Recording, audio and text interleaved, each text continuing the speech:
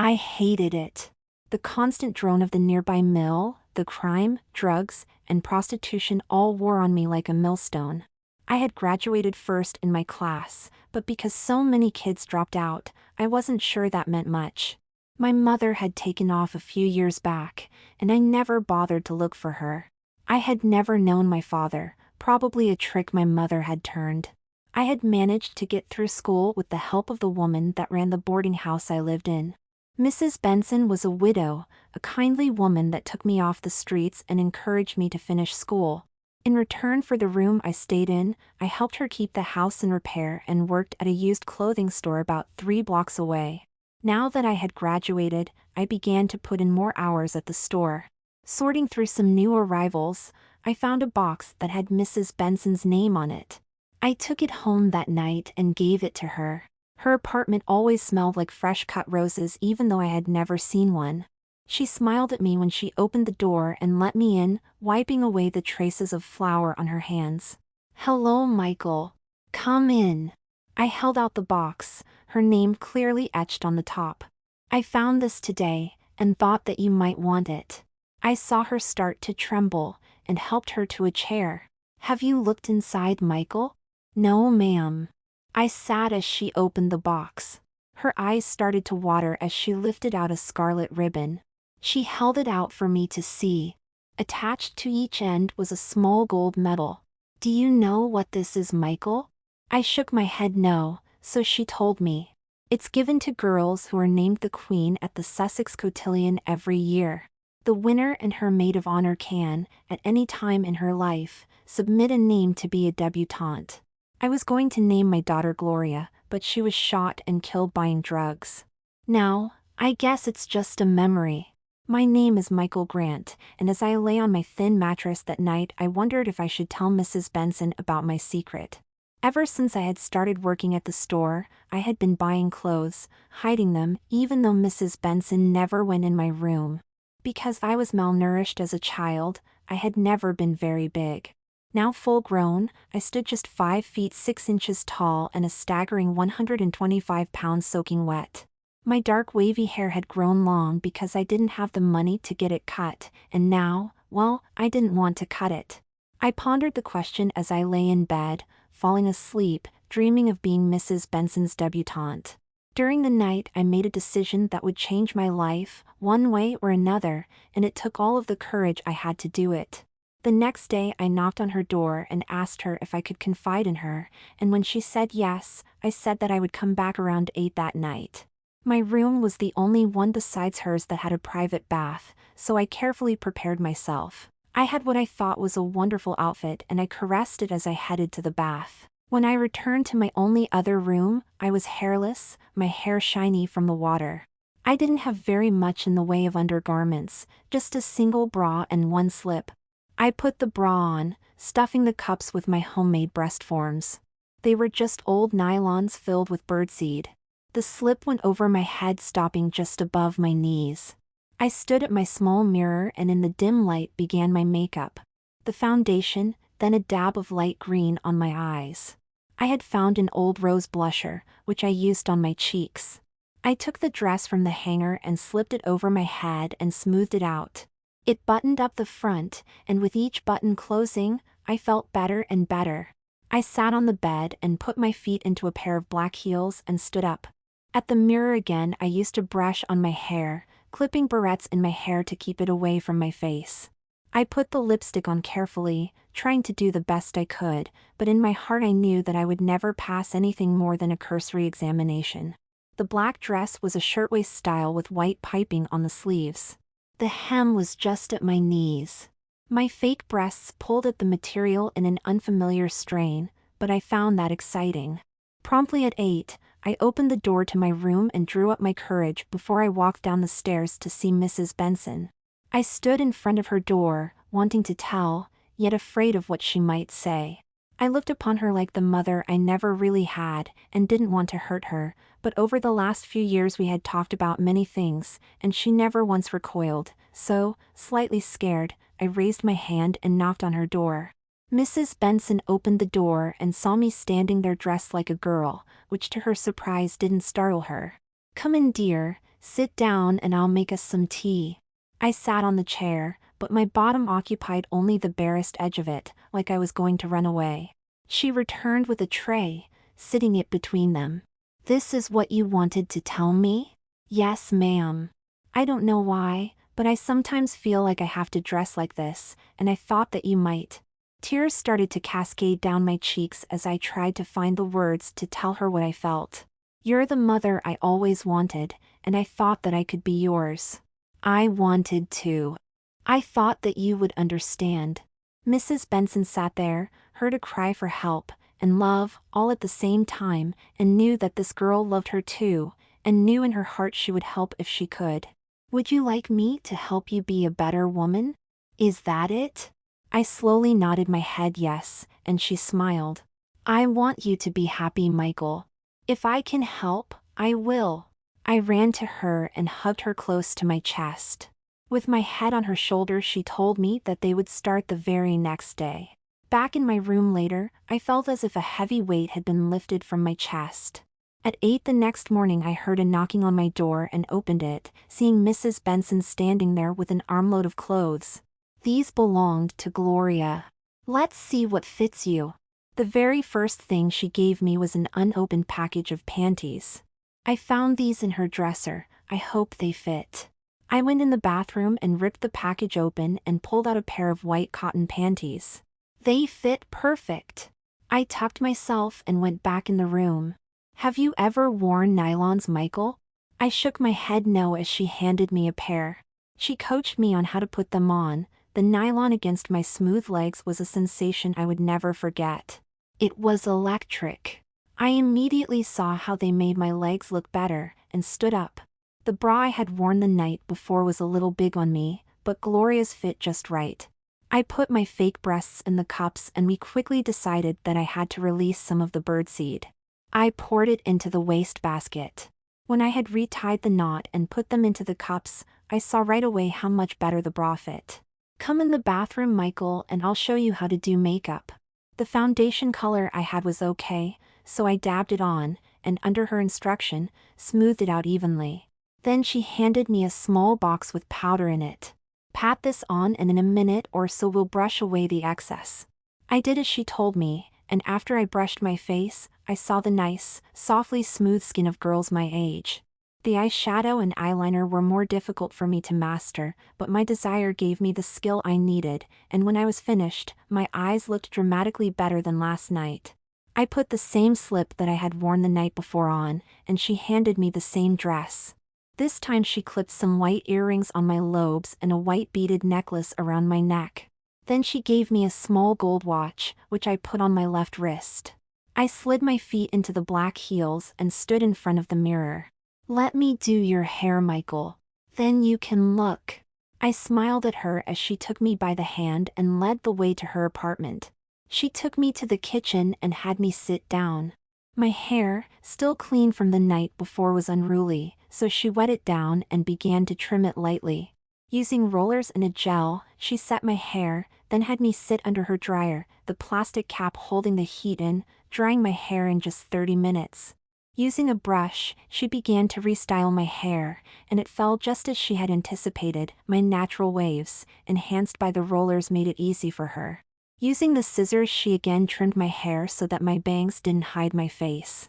When she was done, she allowed me to look in the mirror. What I saw staring back at me was a pretty, 18-year-old girl. There was no doubt in my mind now. I wanted to be a girl for as long as possible. Now that you're presentable, let's go downtown, she said as she handed me a lipstick. I started to say something, but she stopped him. You asked me for help, Michael, and I'm helping you. Now take your purse and let's go. I was more than a bit shaky as we stepped out of the safety of the house, but as we walked along towards the bus stop, I began to realize that nobody was looking at me as if I was a boy in a dress, and began to calm down. We got off in the middle of a large shopping district, Mrs. Benson leading the way. The first store we went into didn't even have a sign on the front door, but the owner greeted Mrs. Benson like an old friend. Gretchen, how are you? Lord, I haven't seen you in ages. Carol, this is Michelle. She lives with me now. She needs some of your special attention. Carol looked at Michelle a bit closer and saw that it was a boy and smiled. Right. Come with me, dear, let's get you fixed up. I'll be back in a few hours, Michelle, just do as Carol says. I was left standing there with not the faintest clue as to what Carol was going to do, but because I trusted Mrs. Benson, I was ready for whatever was going to happen. You'll have to undress, dear, down to your panties. I went in a small room and undressed as I was told. Then Carol began to transform me. It was tedious and a bit smelly, but in less than 3 hours a girl named Michelle stood in front of a mirror. I was looking at a perfect female form. All sign of my maleness was gone. I had perfect 36B breasts on my chest. Carol had fashioned lifelike breast forms that glued to my chest, defying all detection. The panty was made to resemble the female, complete with a small triangle of hair. Inside of it, I had to insert myself into a condom-like sheath so I could relieve myself. The special panty was made so that I would not have to take it off and still be able to find relief everywhere. You'll need this glue, honey. Make sure that at least once a week you take them off to let the skin breathe or you might get an infection, and flush the panty as well. Make sure you always keep them clean. I got dressed, noting that my panties now showed the cleft of my fake mound, and smiled. The bra fit better as well, the new breasts swelling against the material rising to create a nice cleavage. I stepped out of the changing room right in front of Gretchen. How is it, Michelle? Do you like it? I love it, Mom. It slipped out, and immediately Mrs. Benson liked it, but I covered her mouth in surprise. It's okay, Michelle. I kind of like it. I haven't had anybody call me Mom in a long time. Send me the bill, Carol, and thanks. She led me out into the bright sunlight of the afternoon. Hungry, Michelle? I sure am. Let's find a diner and we can talk. Once they were seated in a booth, Gretchen came right to the point. Now that we've met, I've been thinking that you should compete in the Sussex Cotillion, Michelle. I have the ribbon, and you have the beauty, but not this year. Next year. You'll have an entire year to become Michelle, in mind and actions, and it'll be easier for you. I started to interrupt, but she stopped me. I have a house on Long Island that I haven't seen in several years. I think that we should move there. Michelle and I, that is. I was stunned. I never knew much about Mrs. Benson. I always thought that she stayed in the city because she couldn't afford to live anywhere else. I didn't know you had a house on Long Island. There's a lot you don't know about me, Michelle. Let me tell you. My grandfather was a successful lumber dealer. He built us a house on the island, right on the point. Father added to the business, and almost doubled the size of the crew. My husband worked for him, and when Daddy died, Howard took over the company. He tried, he really did, but he lost it all.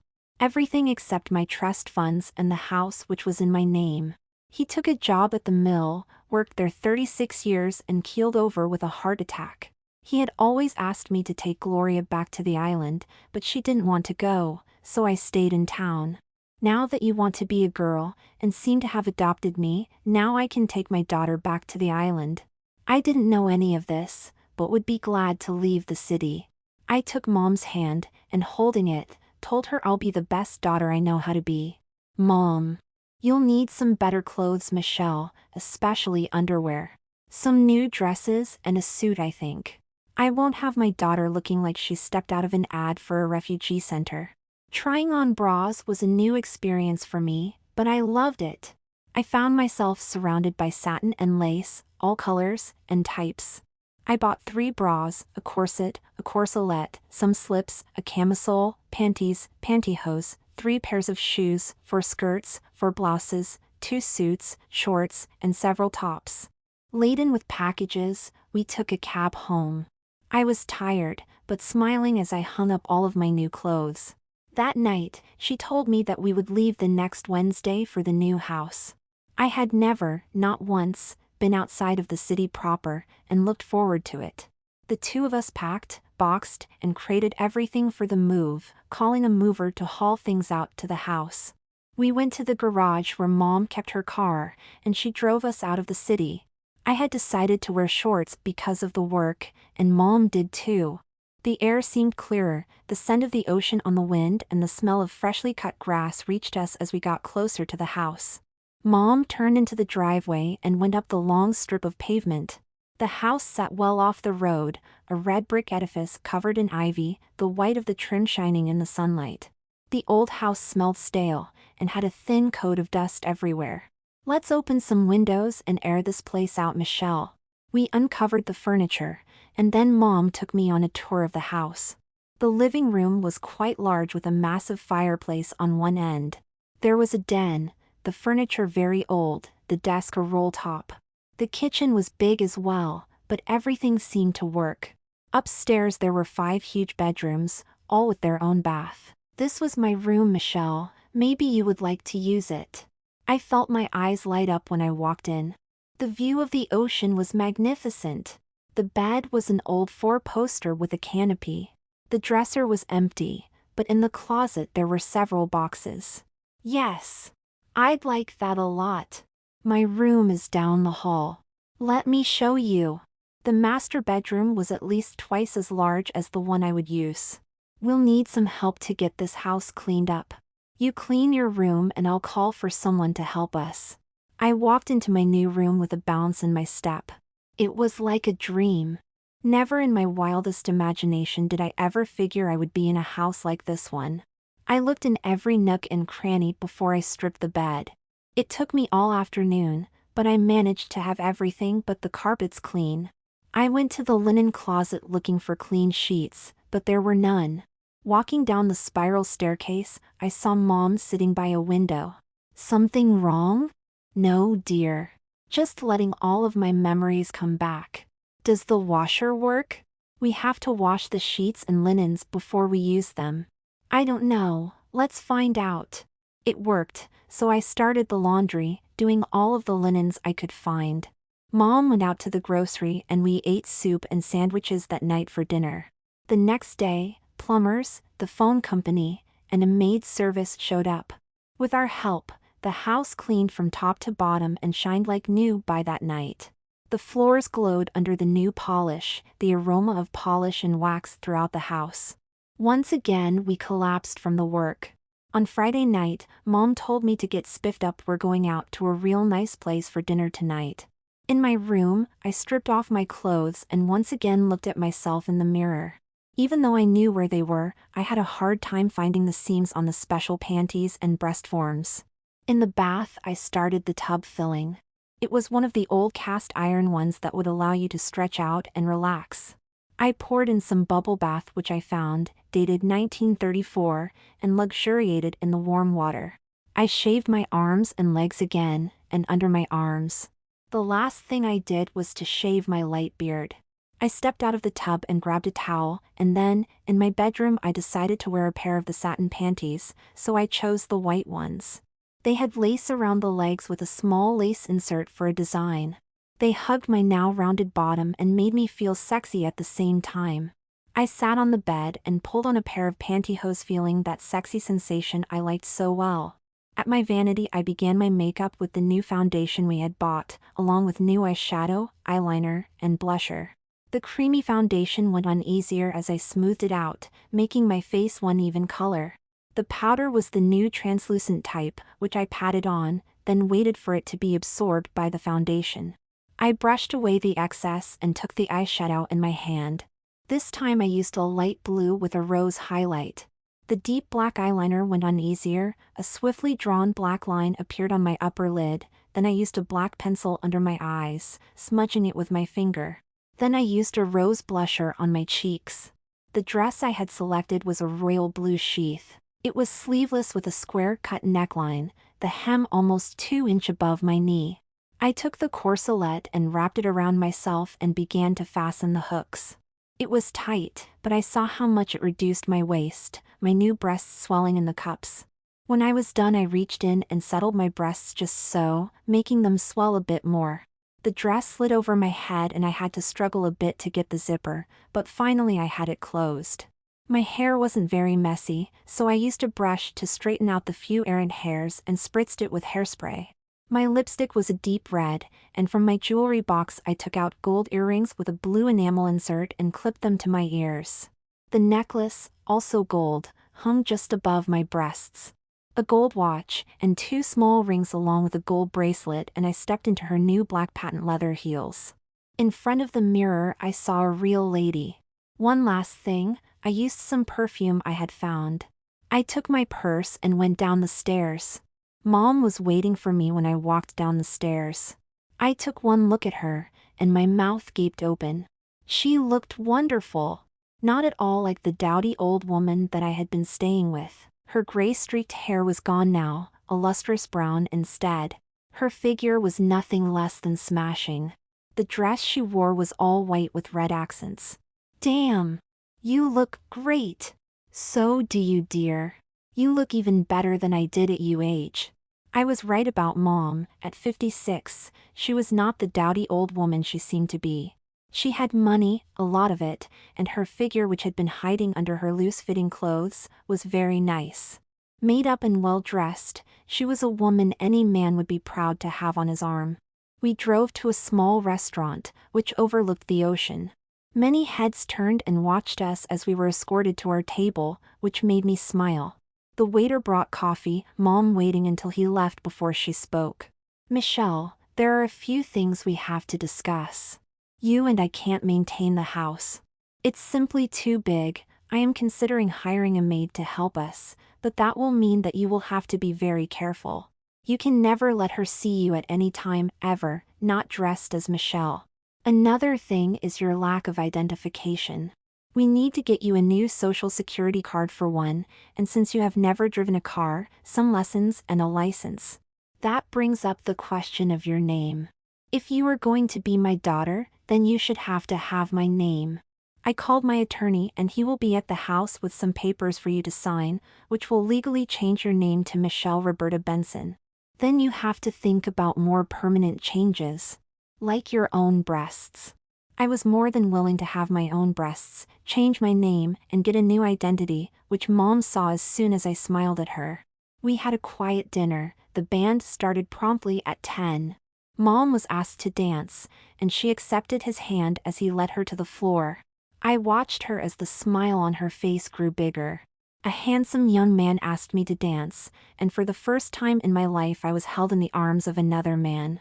His hand in the middle of my back, his warm breath on my neck, and his take-control manner reassured me. I found it easy to follow him around the dance floor as we swayed to the music. Once we were back at the table, we had another coffee, and then left for home.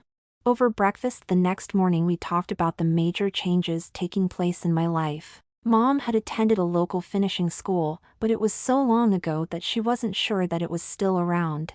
If it was, then, she said, I was going to go there. It would help me with poise, manners, and a host of other feminine traits she said I would have to learn. I spent the day sorting things out and exploring the entire house. In the garage, I found a 1931 Phaeton. It looked brand new, except that the tires were flat and it had a coat of heavy dust on it. In an attic storeroom, I found trunks filled with clothes from days past, but in one trunk I found several very elegant dresses. After I had washed up, I went to my room and removed the breast forms and the panty. I felt naked somehow without them, but I acknowledged that it had to be done. In the bath, I carefully washed everything out and left them to dry. Feeling undressed, Mom and I watched television that night. Monday morning I put everything back on and got dressed in a skirt and blouse. Wearing the minimum of makeup I could get away with, Mom and I went to see if the school was still there. It was. Mrs. Walton was an older lady, but very proper and elegantly dressed. I was admitted as a student for the fall session. Then we met with the attorney who, after hearing my story, asked if Mom had considered an adult adoption. No, but Michelle and I will talk about it later. I signed the forms, and he left. Over the next few weeks, we developed a routine, which included driving lessons for me. With my new name legal, I finally had my permit. By the time school started, I had a driving license. Helen, the maid we had hired, was about Mom's age and the two of them got along very well. Helen took charge of the house. The only room she didn't clean was mine for obvious reasons. I drove myself to the school, dressed in a white pleated A-line skirt with a red blouse. From the moment I stepped foot in the school, I worked harder than I had ever worked. I had classes I never knew existed, like comportment, poise, manners, hair care, makeup, dress, speech, and even classes in how to stand or sit, how to set a table, what was proper to wear, and when, what was unacceptable conduct for young ladies, and by the end of a single month I was tired, but Mom said she could see that I was changing. I was becoming a lady. Dr. Smith saw me twice a week for my injections of hormones, checking my weight, blood pressure, and so on every time. By the time Christmas came, I had abandoned the breast forms, being quite able to fill a bra myself. In every way I had changed, not just physically, but in my mind as well. With every gesture and reaction, my poise and speech was more feminine than Mom and I had ever imagined. I had spent hours looking at many of the old clothes I had found in the house, but when I began to examine the magnificent gowns in several of the trunks, I became very excited. I hung them up and checked every one for stains, tears, or anything else that would render them not wearable. Most were fine, a few had turned into rags over the years, but I had discovered that I had almost 20 dresses that were perfect except for a good cleaning. I selected the one I liked the best, and in my room, all alone, I put it on. The dress would best be described as extremely feminine. It was basically white, an off-the-shoulder gown with satin between my waist and breasts, on the sleeves, and underskirt. The rest of the dress was trimmed in white lace, small pearls sewn into the fabric itself. It displayed my breasts almost to my nipples, flowing to the ground in a circle almost 6 feet across. I loved it and was twirling in front of the mirror when Mom came into the room. Oh my God! I turned to see her turning almost ashen white and thought that she was going to faint. Are you all right? She had recovered, sitting on the bed looking at me. I'm fine, dear. I was startled when I saw the dress, I guess. Did I do something wrong? I'll take it off if you like. Mom stood and walked around me, her mouth in a tight line. No. You look wonderful. It suits you. In my excitement, I showed Mom all of the other dresses I had found. I haven't tried them all on yet, but this one was so pretty, I couldn't resist it. The smile on my face made her smile. That dress is almost 70 years old, Michelle. My mother wore it when she competed in the Sussex Cotillion. I have a picture of her if you would like to see it. Sure. You wait right here, Michelle, don't change. I'll get the picture. It was a picture of a very pretty young girl that was obviously standing on the huge patio that faced the water. Her hair had been done up in a bun, her smile radiant even across the many years. She was very pretty, wasn't she? I held the picture in my hand, an unseen force making me hold it tight. I see that you were unable to fasten several of the buttons, Michelle. Let me see what else you found. There should be a corset in there somewhere. They looked through several boxes before we found it. She held it up so that I could see it. That looks like something out of a torture chamber. It might be, dear. Let's try it. The dress will fit so much better. First she told me to wear a camisole. It will help if the corset starts chafing. Then she wrapped it around me and began to fasten the heavy hooks. The laces, old as they were, still looked in good shape, and when Mom began to tighten them, I huffed a few times as the laces got tighter, and my ribcage felt like it was being crushed. Just a little more, Michelle. Lift your arms and take a deep breath. With one last pull she managed to make the sides of the corset meet. I could still breathe, but my waist looked absolutely tiny, and I was unsure if I could bend over. This is tight. I'm sure it is, Michelle. But now the dress will fit much better. Let's try it. She was right. The dress looked wonderful on me, my tiny waist accented by the trim of the dress, my breasts lying in the cups of the bra, swelling against the new garment, almost overflowing the dress. Want to try on some of the others while we're at it, Michelle? Sure, why not? We spent a pleasant afternoon trying on the dresses, Mom taking pictures of me in every one. Several of them looked absolutely wonderful on me, so I set them aside for cleaning right away. That afternoon, I also discovered the pain women have to undergo to achieve a perfect figure and the complexity of some of the clothing. Besides the corset, I had to learn how to walk while wearing 7 or 8 petticoats, or a hoop skirt, and don't forget that every one of those dresses buttoned up the back, each with at least 30 buttons. That night we sat watching television, Mom knitting, as she liked to do, when I saw a news flash come on. Look! It was an announcement that the grand ballroom where the cotillion was held was on fire. We watched the news as the announcer gave a description on the fire and how badly burned the building was. We could see the flames as they reached up and licked the sky, the glow of the fire burning away our hopes of my becoming a debutante. The next day we went to the scene of the fire. The building was in ruins. All of the walls were down, only the faint aroma of burned wood hung in the air. That looks like the end of our plan, Michelle. She had really been looking forward to having a daughter in the pageant, and now, well, it didn't look like it was going to happen this year. Let's go home, Mother. We can't do anything here. I drove us home, and on the way we heard on the radio that the ball was going to be held at the palace. It was a huge hotel that catered to tourists, but for this event they postponed several events so the ball could be held there. Looks like you were wrong.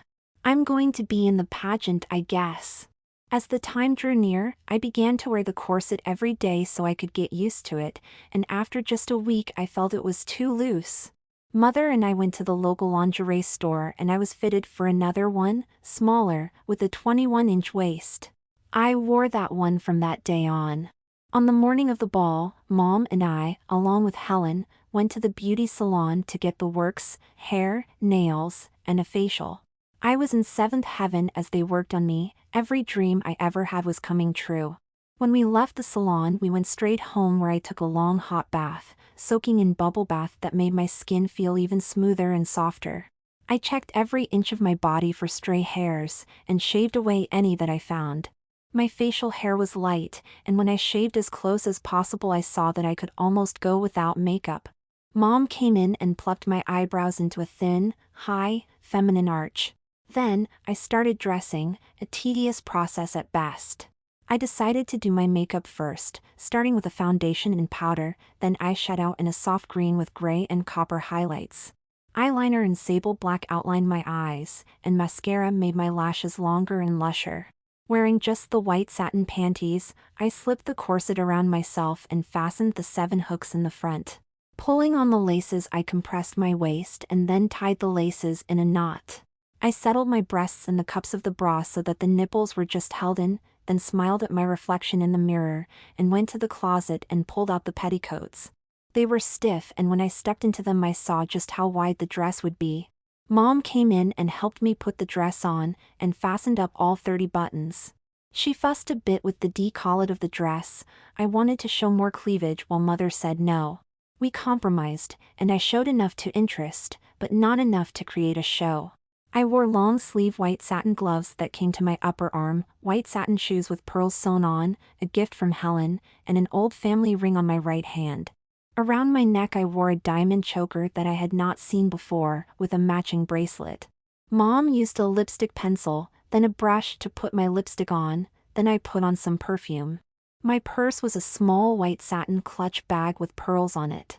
Mom wore a ball gown in green, while Helen wore one in blue. We 3 ladies all looked beautiful. The limousine we had hired arrived and he quickly drove us to the palace where we were all helped out of the car and escorted into the ballroom. All of my training paid off, and I seemed to glide along as I walked to the table on the arm of a handsome young man. Mother was radiant as she followed along behind me, with Helen at her side. We had a nice dinner, then the girls were asked to begin. I was on the arm of the young man that walked me to our table, as we paraded around the perimeter of the ballroom to the sound of the waltz music. Next, each girl was asked to stand alone, slowly turn around, and curtsy as the judges made their decision.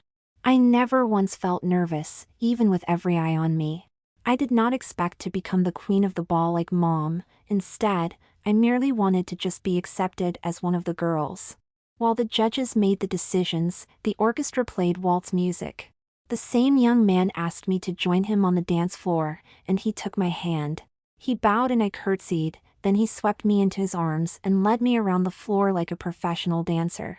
With no prompting from him, I seemed to know in advance his every move, so we became as one when we danced. Many of the couples moved aside to watch as Howard and I danced. When the music stopped, we heard the applause from those that had been watching. I was blushing as he walked me back to my table. The chairwoman of the event walked to the microphone, and reading from a paper, announced first the court, then the queen of the ball. Jennifer Ballin, Mary Wakes, Heather Jones, Diane Thistle, and Michelle Benson. As each girl walked to the front of the room, she announced their names and finally said that I was the queen's maid of honor, to stand in for her in the event she could not go on. Veronica Ames was named the queen of the ball. My escort, Howard Whitaker Block 3, was my partner in the victory dance. I had been named to the court, something I had never considered possible. It was an euphoric evening for me and I never wanted it to end, but it had to, and I went home with Mother and Helen. I slept late the next day, finally rising at around noon, and quickly put on a skirt and blouse and went downstairs to the kitchen where the smell of coffee and toast filled the air. "You had a call this morning. I think it was that young man that escorted you last night." Helen handed me the number. "He asked if you would please call me back." I smiled to myself as I drank my coffee and ate a slice of toast. Mom joined us a little later, still radiant from the night before. "Did you get your ribbon, Michelle?" "I sure did. It wasn't red like yours though. It was gold." "True, but now your daughter can be in the ball." I looked at Mother with a start. "But I can't." "You can adopt." I did. Properly put in my place, I went to put some makeup on and brush out my hair before I returned a call. "Hello. Is Howard there, please?" He came on the line and told me how much he enjoyed my company, and then asked me to join him at the country club that night for dinner. "I'd like that, Howard." "What time?" He told me what time, and as I hung up, I wanted to jump for joy. I told Helen and Mom, then went to my room to pick out the perfect outfit. I selected a black chemise that hugged my figure and looked absolutely wonderful on me. Tasteful gold earrings and a gold watch were my only jewelry. My shoes were black patent leather like my handbag. I waited in the den for Howard to arrive while Helen and Mother smiled at my nervousness. As soon as I saw him, his face lit up, a smile creasing my own face. Mother and Helen were introduced, and he and I left for dinner. He was looking at me in profile when he stopped the car and looked at me. "You should have won last night, Michelle." But Veronica's parents are big contributors to that event, so. "It's okay, Howard." I was happy to just be named to the court. Then, he put his arm around me and kissed me. I was, by then, so feminine in my reactions that I let him kiss me again. "We should go eat, Howard." For the rest of the evening he was a perfect gentleman. The only time he stepped away from that was when he dropped me at my front door. He swept me into his arms and kissed me, hard. I could feel his hand as it held me close, his warm breath on my neck, making me weak in the knees. At last, I went in the house. Howard courted me for the next year before he asked me to marry him. During that year, under Mom's watchful eye, I underwent the surgery to make me a true female, and on my wedding day I was able to please my husband in many ways, just like any other woman. 2 years later, we adopted a little girl who became the apple of her father's eye and the joy in Mom's life, something she thought she had lost so long ago. In time, our daughter competed in the same ball as her great-grandmother, grandmother and mother, and for the 4th time in as many generations, she won a ribbon. A scarlet ribbon.